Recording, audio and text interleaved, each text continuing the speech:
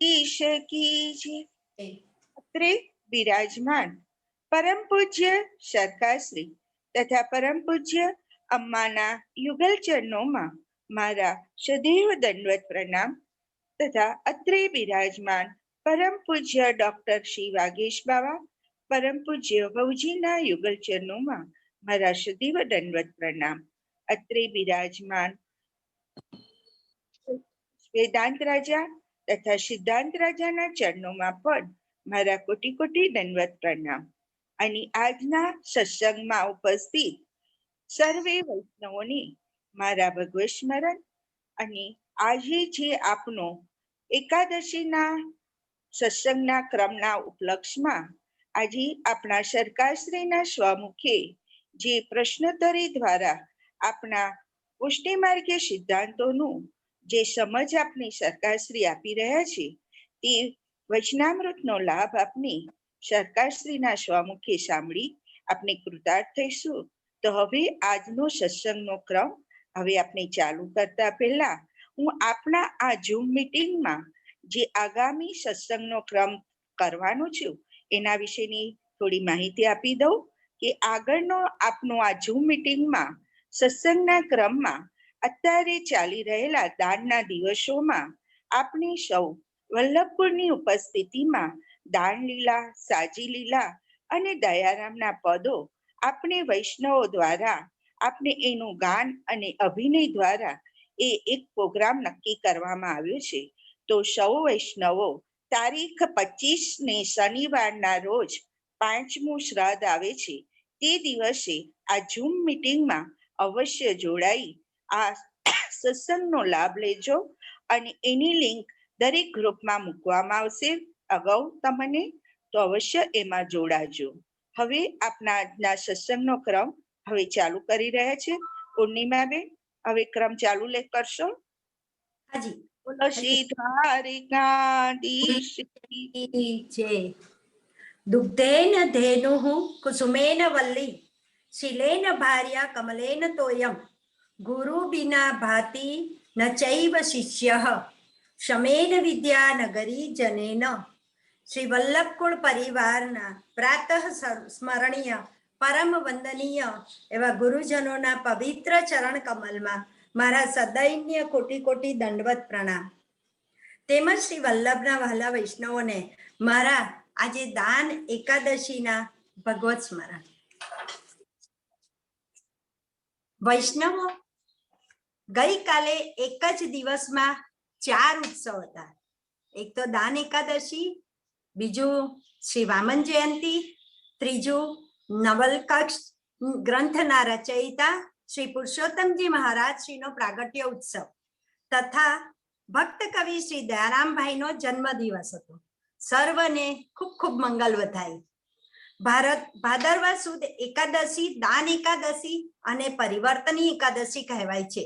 દાન એકાદશીના પ્રસંગમાં પ્રભુએ દાન લીલા કરીને ગોપીજનોના માનનું મર્દન કરીને મહીના દાન સાંકડીખોર અને દાનઘાટીના સ્થળે મહી ગોરસથી ભરેલા માટ ફોડીને લીધા છે. આજે પણ વ્રજ પરિક્રમા સમયે દાનઘાટીના સ્થળે ગોસ્વામી બાળકો વૈષ્ણવો પાસેથી દાન લે છે અને અનેરો આનંદ આપે છે. એકાદશી એટલે બધી ઇન્દ્રિયોનો નિરોધ કરાવનાર, એટલે ગોપીજનોના મન, વાણી, ઇન્દ્રિયો ભગવત પરાયણ કરવા પ્રભુએ દાન લેવાના બહાને ગોરસ અધરામૃતનું પાન કર્યું અને વ્રજજનોને પણ કરાવ્યું. દાન એકાદશીએ મુઘડ તરે તેમાં ઉદ્બોધક ભાવ અને કાચની 2 ધરે તેમાં નાના મોટા બધાને એકત્રિત કરે એ ભાવ છે. દાન લીલાની શરૂઆત ભાદરવા સુદ એકાદશીથી થાય અને ભાદરવા વદ અમાસ સુધી રહે. દૂધ એ શ્રી સ્વામિનીજીનું અધરામૃત અને દહીં એ શ્રી ચંદ્રાવલીજીનું અધરામૃત એ ભાવ છે. તેથી દાન એકાદશીના દિવસે રાજભોગમાં દાનમાં મુખ્ય દહીં ધરાવાય છે. ભાદરવા સુદ એકાદશી પરિવર્તની પણ કહેવાય છે. મથુરાના રાજા કંસના આદેશથી અક્રૂરજી શ્રી કૃષ્ણ બળદેવને લેવા ગોકુળ જવા પધાર્યા ત્યારે રથ જ્યાં ગોકુળ પહોંચ્યો ત્યાં વ્રજરજમાં શ્રી પ્રભુપાદ ચિહ્નો નિરખતા અક્રૂરજી નીચે કૂદી પડી વ્રજરજમાં ભાવ વિભોર થઈને આળોટવા લાગ્યા. વ્રજ ભક્તોની અનન્ય શરણાગતિ નિરખી અક્રૂરના ક્રૂર અહંભાવનું પરિવર્તન થયું.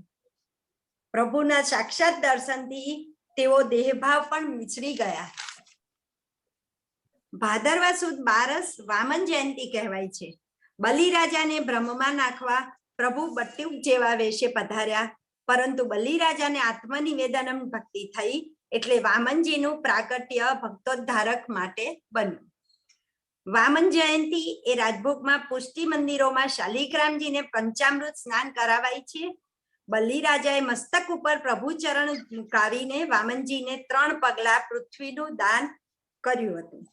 જેમ વ્રજ ભક્તો પાસે પ્રભુ સામે ચાલીને દાન લેવા પધાર્યા, તેમ આપણા ઘરે પણ પ્રભુ સામેથી પધાર્યા છે. પ્રભુને શું ખોટ છે વૈભવમાં, છતાં પણ આપણે ત્યાં એક નાના ગોખલામાં 2x2 ના મંદિરમાં કે એક રૂમમાં પ્રભુ આપણને અનુકૂળ થઈને બિરાજે છે. આપણા સ્વજન તરીકે આપણે જે અનુકૂળ હોય એ પ્રભુને વિનિયોગ કરાવીએ તો પણ કશું બોલ્યા વિના પ્રભુ અંગીકાર કરે છે. શ્રી મહાપ્રભુજી કહે છે, પ્રભુ સામે ચાલીને માંગીને જીવની સર્વ વસ્તુ સ્વેચ્છાએ ઉપભોગ કરવા ઈચ્છે છે, તે દાન નીલાજ છે. બોલો શ્રી વલ્લભાધીશ કી જય. હવે આજના સત્સંગનો મંગલ પ્રારંભ કરવા શ્રી દ્વારિકાધીશ મંદિર અમદાવાદથી દીપ્તિબેન પટેલને મંગલાચરણનું સુમધુર કંઠે પઠન કરવા આમંત્રણ કરીશું. દીપ્તિબેન હેન્ડ રેઝ કરજો. હાજી.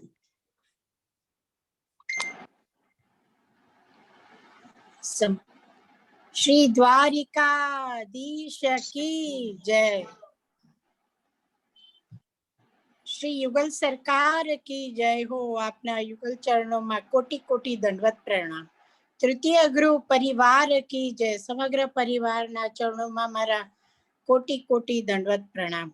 आप आज्ञा ने आप कृपा थी श्री मंगलाचरण नो प्रारंभ करीश. चिंता संतान हंतारो यत्पादाम्बुज रेणवा श्रियानां तान् निजाचार्यान् प्रणमामि मुहुर्मुहुः. यदनुग्रहतो जन्तु सर्वदुःखातिगो भवेत्, तमहं सर्वदा वन्दे श्रीमद्वल्लभनन्दनम्. अज्ञानति मिरान्धस्य ज्ञानाञ्जनशलाकया चक्षुरुन्मीलितं येन तस्मै श्री गुरुवे नमः.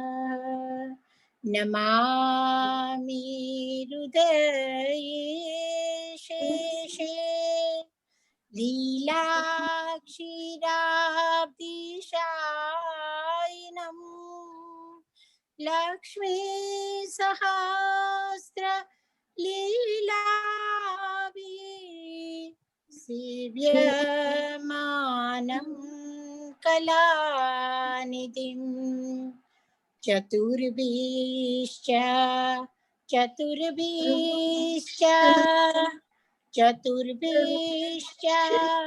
त्रिभिस्तथा षड्भिर्विराजितयासो पञ्चधा हृदये मम. पञ्चधा हृदये मम. पञ्चधा हृदये मम। खूब શ્રી सुंदर, વડ- खूब सरस मंगलाचरण थी वातावरण मंगलमय बनी गयुं। वैष्णवो, हवे आपणा सौना परम वंदनीय प्रातः स्मरणीय एवा तृतीय गृहाधीश काकरोली नरेश पूज्यपाद गोस्वामी 108 श्री ब्रजेश कुमारजी महाराज श्रीना युगल चरण पद्मમાં कोटि कोटि दंडवत प्रणाम करी आप श्रीना चरणों विनंती करीश, वल्लभना वाला वैष्णवोने अपनी दिव्य वाणी प्रवाहથી कृपान्वित करशो जी। प्रश्न किया है, उनका उत्तर देने के लिए मुझे आरती कहा गया है। तो पहली तो ये है कि भगवान श्री कृष्ण के जन्म के समय 8 श्लोक बोले जाते हैं। वास्तव में ये 8 श्लोक नहीं है, 8.5 श्लोक श्रीमद् भागवत में वर्णन किया जो गया है। अच्छा, सर्वगुणोपेत काल परम शोभन जन्मक्षर शांताक्षर फलकारकम, ये जो 8.5 श्लोक का जो वर्णन, इसमें एक विशेषता और है। आपका जन्म कैसे हुआ? देवक्याम देव रूपिण्याम विष्णु सर्व गुहाशय आविराशीत यथा प्राच्याम दिशिंदुरेव पुष्कल। माने जन्म का आपका भगवान के देवकी जी के गर्भ से हुआ है। और वो गर्भ से कैसे हुआ है? जैसे पूर्व दिशा में चंद्रमा का उदय होता है, तो चंद्रमा का और पूर्व दिशा का क्या संबंध है, कहाँ जुड़ा हुआ है? ऐसे ही वो उनसे जन्म ले रहे हैं, परंतु जन्म से उनका भी कोई संबंध प्राकृत रूप से है ही नहीं। देवक्याम देव रूपिण्याम विष्णु सर्व गुहाशय आविरासीत यथा प्राच्याम दिशेंद्रिय पुष्कर। इस सिद्धांत को वहां बहुत स्पष्ट रूप से समझाया है कि अजायमानो बहुधा विजायते। ये जो प्रकार है, इसको उस समय बोला जाता है। और जो आपने पूछा है कि मगर जो वैष्णव कृष्ण जन्म उत्सव रात को नहीं मनाते ग्रह सेवा में, पर नंद महोत्सव करते हैं दूसरे दिन, तो वैष्णव वह 8 श्लोक कब बोले? देखिए, मेरा सिद्धांत तो यह है कि वैष्णव इस श्लोक को कभी भी बाँच लें, लेकिन ये जन्म का जो प्रकरण है, वो जो जिस समय पे जन्म होता है उसी समय पे होता है। यहाँ ये ऐसा नहीं कि हॉस्पिटल में इंजेक्शन लगा दिया और डॉक्टर से कह दिया कभी रोक देना। ये हो भी होता है कि नहीं पता नहीं मुझे, लेकिन जन्म के समय को टाला नहीं जाता। जन्म तो जिस समय जन्म होता है उसी समय उसको मनाना चाहिए। अगर रात्रि को नहीं मना सकते हैं तो कोई बात नहीं, पाठ के रूप में कभी भी बोल दें, केवल पाठ होगा, जन्म के समय का वर्णन नहीं हो। क्योंकि आपका जन्म जो है वो जन्म दिन भी है और जन्मदिन का जन्म भी है, दोनों रूप से सेवा होती है। क्योंकि नित्य है, सब लीलाएं आपकी नित्य है, वो जन्म भी है और जन्मदिन भी है। इसलिए कभी भी बोल लें।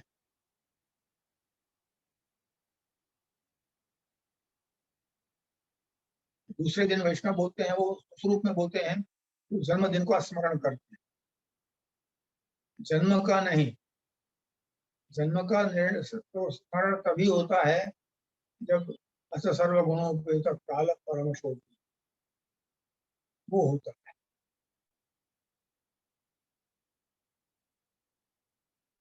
अब इसमें भी ऐसा है,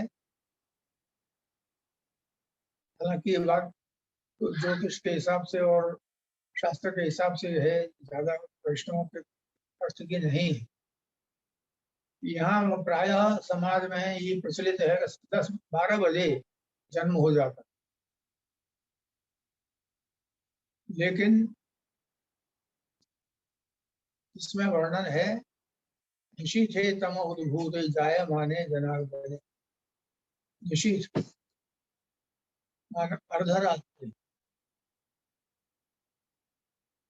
चंद्रोदय, सूर्योदय, इनके उदय का समय और अस्त का समय, उसका मध्य भाग होता है।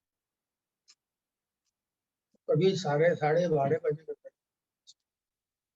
इसकी घड़ी रखी जाती है। प्राचीन पद्धति है जल घड़ी। जल के कटोरे में एक छेद होता है और उसमें से जल भरते भरते भरते जब वो कटोरा डूब जाता है तो वो एक घड़ी होती है। इस प्रकार से वो चलती है और वो घड़ी के हिसाब से मध्य रात्रि आती है। तो निश्चित है वो जन्म 12 बजे भी नहीं होता, 12:30 बजे होता। और ये जो प्रकार है तो जहाँ जहाँ भवन मंदिर हैं और जहाँ प्राचीन परंपराएं हैं वहाँ रह गई हैं। बाकी तो सब जो आज कहने को हमारे शब्द नहीं है, ऐसी क्रियाएं चल रही, उनमें क्या कहें। अच्छा, दूसरा प्रश्न है, नव विलास के दिनों में गृह सेवा में जवारा कर सकते हैं कि?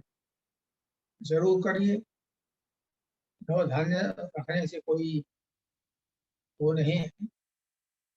ये तो अपने यहाँ की एक पद्धति है प्राचीन। कृषक लोग भी अपने नए फसल का समारोह करते हैं।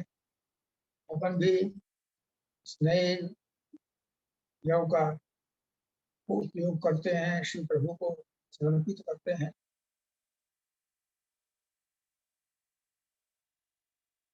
आप जवारा भी धराएंगे और सब होगा, उसमें कोई बात नहीं है। जो जवारा धराते हैं आप, कैसे दशहरा का, उस प्रकार से ये एक प्रकट के समय में सब मातृकाएं भी उपस्थित हैं, उनका होता है।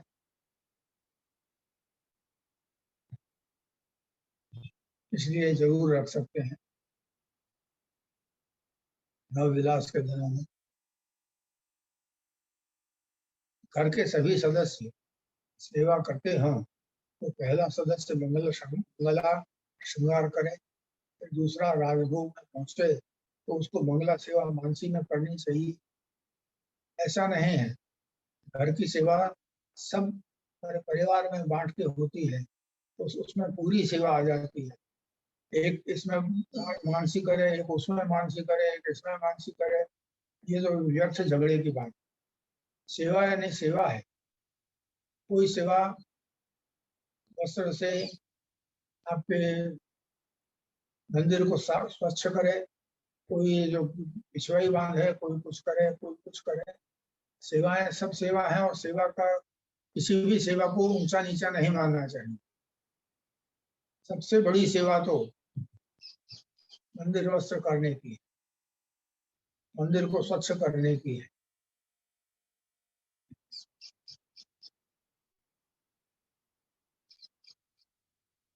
हमारे तात चरण ताजी महाराज श्री बालकृष्ण जी जो मथुरा से कांटोली गोद आए थे,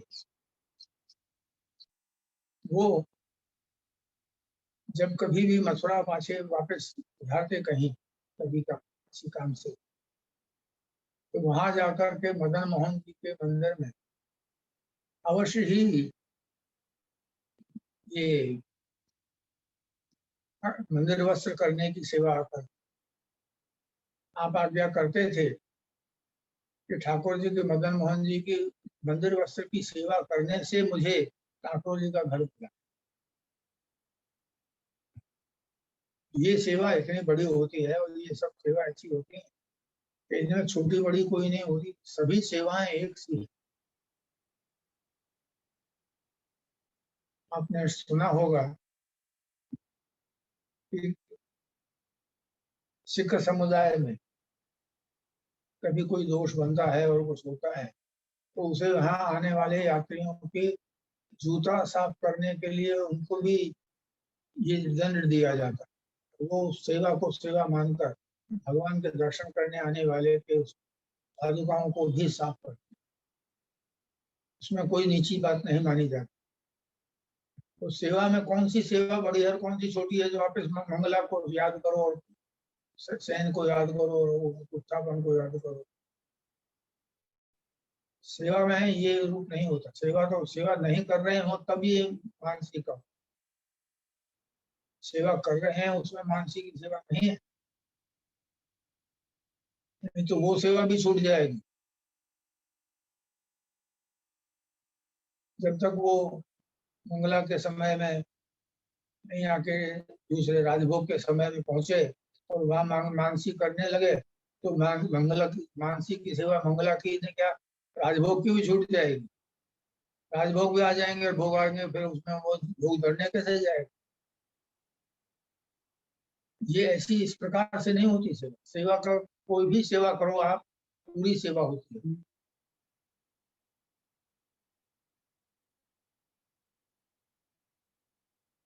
श्री कुंड से चरणामृत की बूटी लाते हैं, वह आसानी से तोड़ नहीं सकते तो उसे कैसे तोड़ें? देखिए,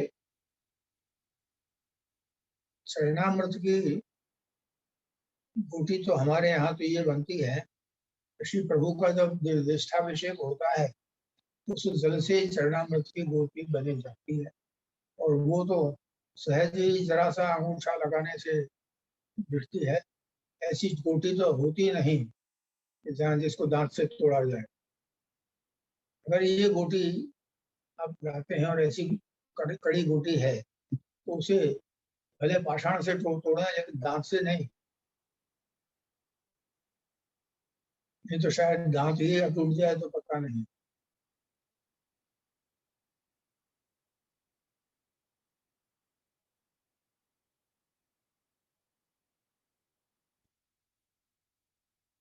जब हम चंपारण जाते हैं तो 2 दिन लगते हैं, तो रास्ते में ठाकुर जी को भोग कैसे धरे? रास्ते के भोग को रास्ते में धरने की जरूरत नहीं होती। और देखिए, 2 दिन आप झांपी में पधरा कर जाएंगे तो उसमें झाड़ी भी पधराई जाएगी अगर, तो वो सब ट्रेन हलेगी, वाहन हलेगा, तो उसमें सब ठाकुर जी के ऊपर भी गीला हो जाएगा। इसलिए उस समय में झाड़ी में भी मिश्री भरें और कटोरी मिश्री की अधिकी में धरें, तो ये 2 दिन की सेवा का प्रकार बनेगा। आपने अपनी सेवा की है, आप दंडवत करें और स्मरण करें बस। बाकी इसमें ये झरने का कोई सवाल नहीं है। अब ये कर सकते हो तो दूसरी बात है। जो लोग कुछ कड़े नियम रखते हैं, जैसे कि मैं कहूँ हमारे दादी जी महाराज के संग हम लोग जो चंपारण जा रहे थे तो 2 दिन लग जाते हैं, वो बात सही है आपकी, लगे। और उन्होंने 2 दिन तक जल भी नहीं पिया और इस चीज को देखते हुए पिताश्री ने नागपुर सूचना दे दी और नागपुर मंदिर से एक जलघरिया जल का घड़ा लेकर आया। तो आपने ट्रेन की डब्बे में से वो पीछे की तरफ निकल के वहां उस पटरियों के बीच में खड़े होकर के और आपने स्नान किया और फिर आकर के पानी पिया। ये नियम ऐसे रखने वाले तो विरले होते हैं। बाकी ये बात उसमें नहीं है कि आप वहाँ शावर में जाके स्नान करके और जो फिर आप भोग धरो, ये बात मैं नहीं कहूँगा, तो वहाँ शुद्धि होती नहीं।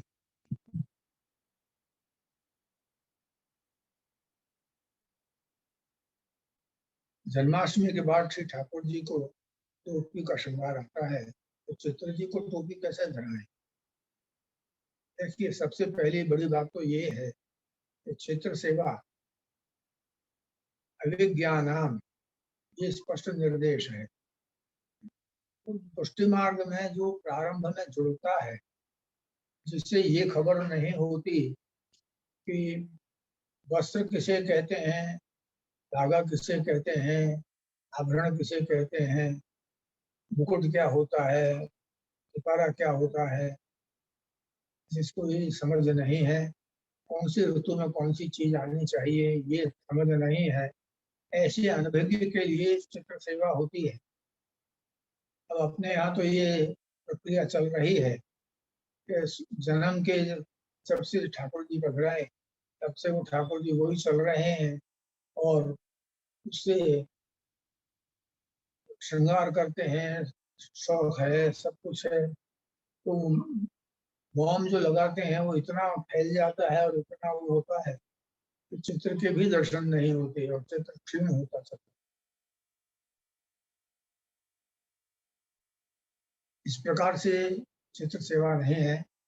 चित्र सेवा अभिज्ञानम, ये इसका स्पष्ट निर्देश है।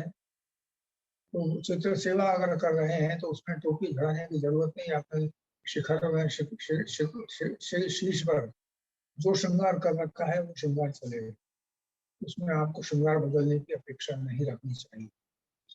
श्रृंगार रखने की अपेक्षा में कभी पाग कहीं होती है, कभी कहीं कुछ आता है, कभी कुछ करते हैं, वो भी आपको सुहाता है ऐसा नहीं लगता मुझे। तो इस चीज को समझ करके चित्र सेवा में अधिक मोम लगा करके चीजें चिपकाने का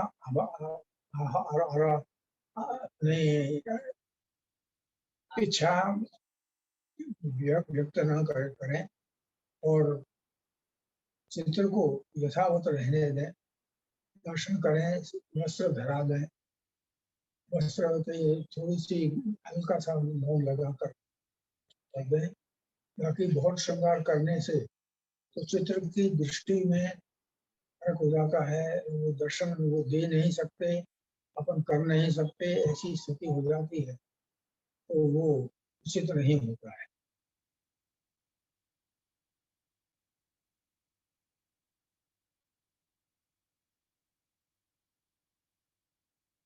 टोपी धरने का शौक हो तो लाल रंग लालन पधराएं, तो लाल रंग को टोपी धराएं।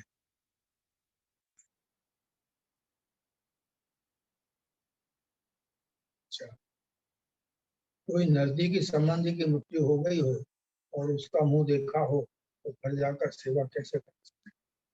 घर में कोई और ना हो तो क्या करें? देखिए, अगर थोड़ी सी विचार की शक्ति है, कोई इस प्रकार से संदेह होता है, बात पूरी ज्ञात नहीं होती कि कोई गया है, संदेह होता है कि कोई अगर वो जाना है, ऐसी बीमारी में है, तो वहाँ अगर जाना भी है आपको तो सेवा करके आए तो जाए, या फिर सेवा बंद रखें, उसमें सेवा करने का कोई प्रकार नहीं है। और घर में कोई ना हो तो भी सेवा में तो नहीं होगी, और घर में कोई होगा तो भी उसे भी तो आशौच लगेगा, वो भी सेवा कहाँ कैसे कर पाएगा? अब ये दूसरी बात है कि मालूम सब हो गया है पर आशौच माना नहीं, सेवा करके आशौच मानेंगे ऐसा सोचते होंगे, तो हो सकता है। अभी तो प्रकृति की व्यक्ति की बात है, मैं इसके लिए ज्यादा बोलूं अच्छा नहीं लगेगा।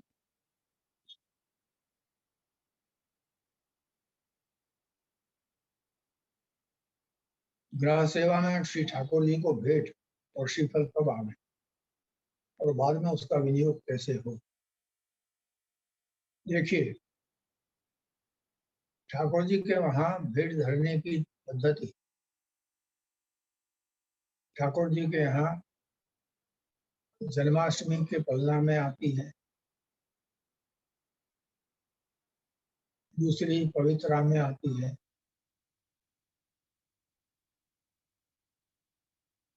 इसके सिवाय ठाकुर जी को भेंट नहीं दिया जाता।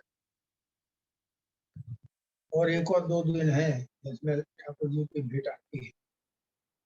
अब वो पूरा लिस्ट लेके मैं नहीं बैठा हूँ, तो उसमें ठाकुर जी की जो भेंट आती है वो देवलक होती है।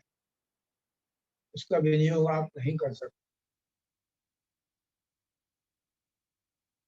भेंट धरने का जो प्रकार है अपने यहाँ पुष्टि मार्ग में, भेंट जब अपन आते हैं जाते हैं उनके वो उत्सवों पर धरते हैं तो वो महाप्रभु जी को भेंट होती है।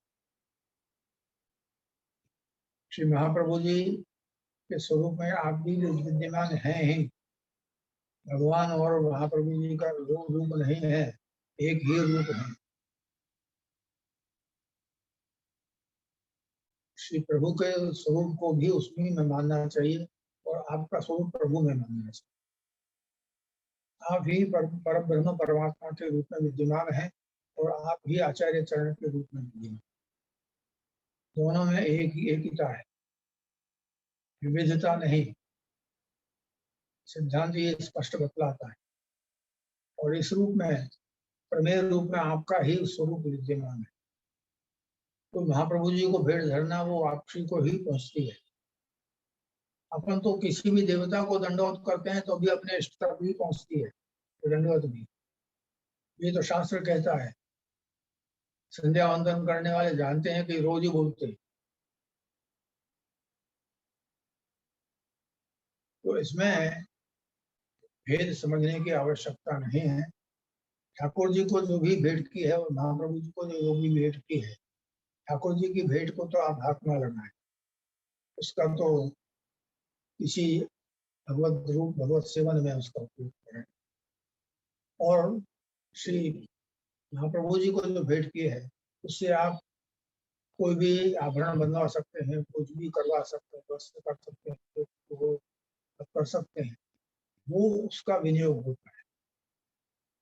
भगवान को धरी हुई भेंट का विनियोग नहीं होता। श्री प्रभु के लिए आजकल जो चल रहा है वर्तमान में, पहले ये बात नहीं थी।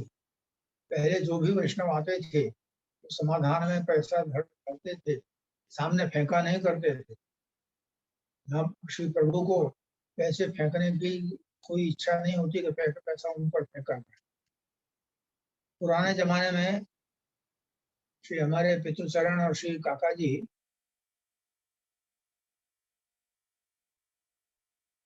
जब ये बड़ी लोगों के जो मेले लगते हैं उसमें भी जो भीड़ आती है, वो भीड़ पैसे फेंकती थी। अब वो जो पुराने जमाने के जो पैसे थे, जाड़े जाड़े खिलाड़ी पैसे कहते थे,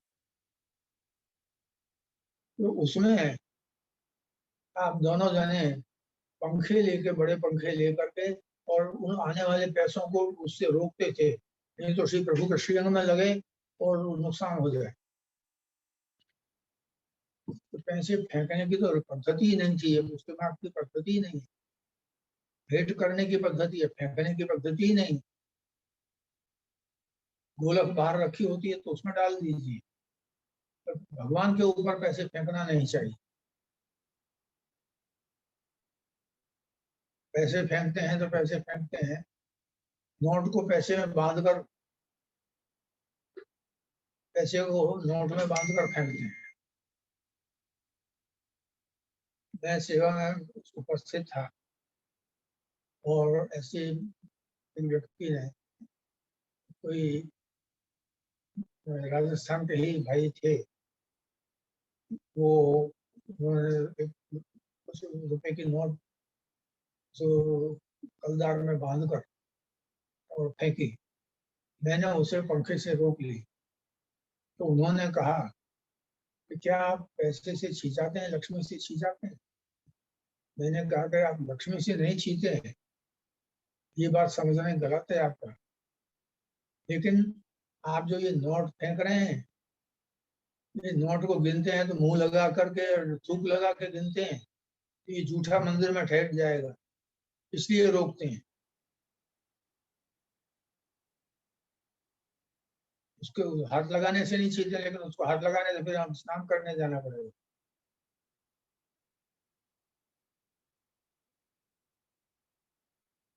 तो ऐसी बातें होती हैं कि जो प्रचलन में कुछ चलती है वो होती है कुछ दूसरी। इसलिए श्रीफल भेंट आवे और ये कब आवे उसका उपयोग कैसे करें। श्रीफल का जो भेंट श्री प्रभु के चरणों में धरते हैं जब जब भी वो श्रीफल भंडार में भेजा जाता है और उस नारियल से तेल निकलता है और उस नारियल के तेल को लेकर के भगवान के यहाँ रात्रि में जो दीपक जोड़ा जाता है उसमें उसमें तेल तो नारियल के तेल का दीपक जलता है और उससे ज्योति होती है। रात्रि को एक कबाट में रखा जाता है, कांच वाले कबाट में, तो या उसकी लालटेन कहें जैसे ऐसी बनी हुई है, उसमें रखा जाता है। तो जहाँ जहाँ पधारा है, जहाँ शयन हो अलग अलग स्थानों में, तो वहाँ वो जा सके लालटेन। शाही शैया मंदिर में तो एक ही स्थान रहेगा। इस प्रकार की व्यवस्था से उस नारियल के तेल का विनियोग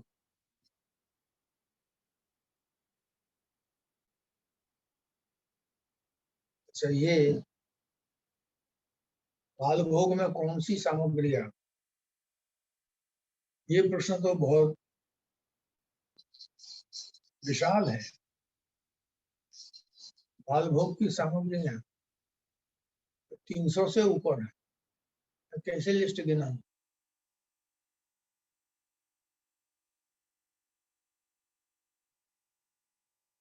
छप्पन भोग में सामग्री आती है तो 56 नहीं आती है, 300 से ऊपर आती है।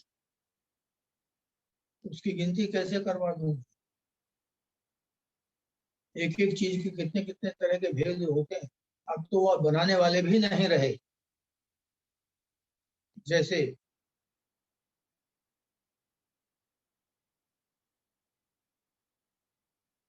एक लड्डू बनता है, जैसे सेव का लड्डू बना, पहले सेव बनाई जाती है और उसका लड्डू बना, तो वो 56 भोग में जो उसकी पद्धति है प्राचीन, उसमें 15 तरह का है। एक तरह का भी कोई नहीं बना पाता तो उसको 15 तरह का कहाँ से लेंगे?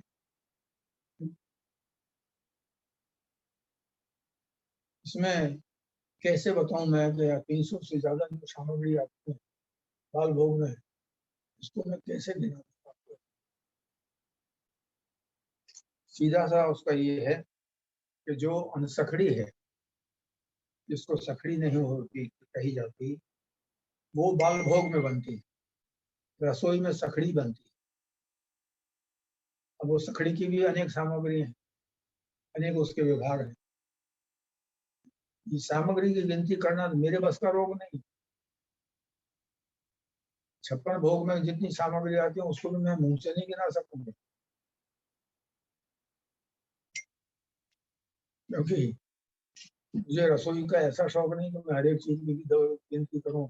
इसमें क्या भागा लगेगा, इसमें क्या ये होगा।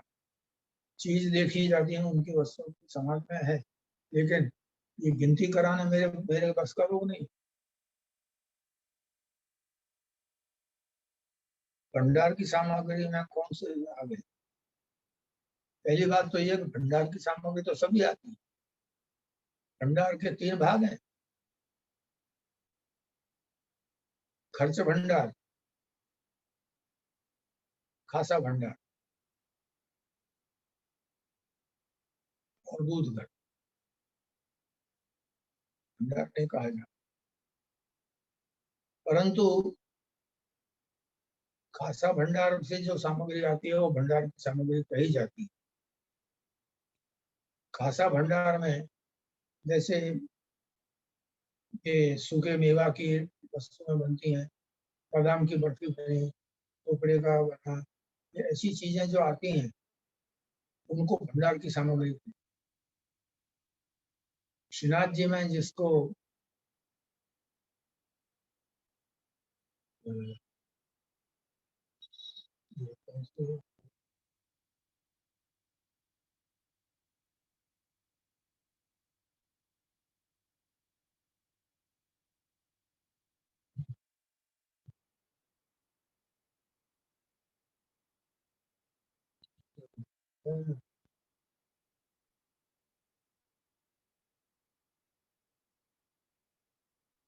देखिए अभी ध्यान में नहीं आ रहा है क्या शब्द है, जो जिसको शाकघर कहते हैं, शाकघर में बनती है वो सामग्री,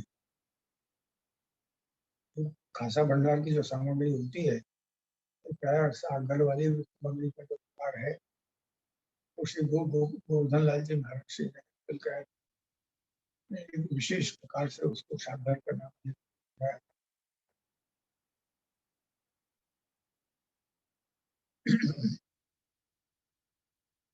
तो ये उस समय से चालू हुआ है, तो इसके जो कारण थे उनको मैं अभी कहना नहीं चाहता। तो ये जो बातें हुई हैं वो काफी वो एक प्रकार की विकृतियां थी, तो जिस तरह से आज कोई कंपनी चलती है उसमें हड़ताल होती है, वो विकृति होती है। जैसे वो हड़ताल के रूप में कुछ कोई घटनाएं बनी थी, जिसमें श्री गोवर्धन लाल जी महाराज के प्रयास में शाकघर के प्रकार को शुरू किया गया, जिससे अगर ये अमुक प्रकार की सामग्री नहीं बन सके तो दूसरों को बन जाए। तो वो इसमें अनेक प्रकार की सामग्रियां बनती हैं। आप ये देखिए, दाल बाटी, दाल बाटी तो शुद्ध सखड़ी है, बाटी और दाल तो सखड़ी में बनेगी, और शाकघर में भी बनती, वो अलग प्रकार की होती है। उसका विचार आपने आचार्य श्री ने, श्री गोवर्धन लाल जी महाराज श्री ने इस प्रकार से किया है कि उसको संपूर्ण रूप से कोई भी चीज आज नहीं आई ये नहीं हो, सब चीजें उसमें उस रूप में बना दी। तो ये चीजें जो बनाना है ये एक अलग विशेष कला है, और इसलिए उसको शाकघर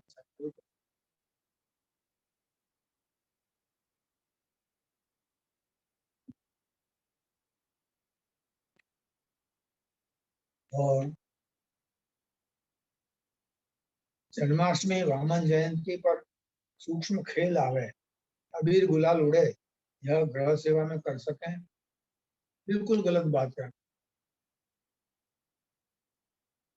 जो जयंती जो है उनमें जो आपको पीताम्बर धारण कराया जाता है, उसमें सूक्ष्म खेल होता है। ठाकुर जी को ऊपर बाहर नहीं उड़ाया जाता, और न उड़ाने की वो चीज है। उस समय पीताम्बर को खिलाने के लिए सूक्ष्म शब्द से उसकी सेवा होती है। वो खेल, ये खेल नहीं है जो फागुन का है, उसको आप फागुन में मत मिलाइए।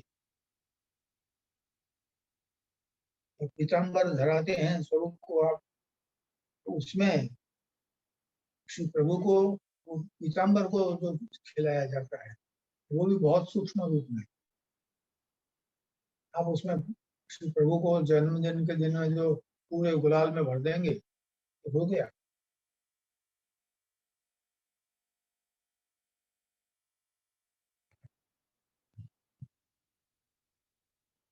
अब ये कोई गुलाल अबीर के शौकीन को अगर कर भी देते हों या ज्यादा परंपराओं से परिचित रहे हों, तो हो सकता है कि कहीं होता हो, लेकिन हमने तो जहाँ जहाँ बड़े मंदिरों में देखा है ऐसा कहीं नहीं होता। सब जगह वो पीताम्बर खिलाया।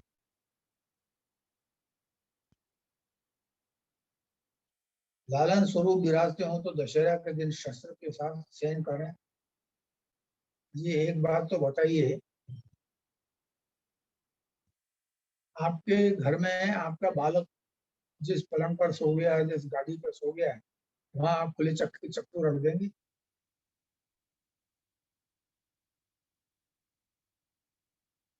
हालांकि बड़े स्वरूप भी जो शयन में शैया पर पहुंचते हैं, उनके संग में कोई शस्त्र नहीं होता, उनके संग तो वेणु जी पधारते हैं, शस्त्र नहीं होता। शस्त्र तो विराजते हैं तो होता है शस्त्र, शस्त्र धारण करते हैं। शयन में शस्त्र नहीं होता।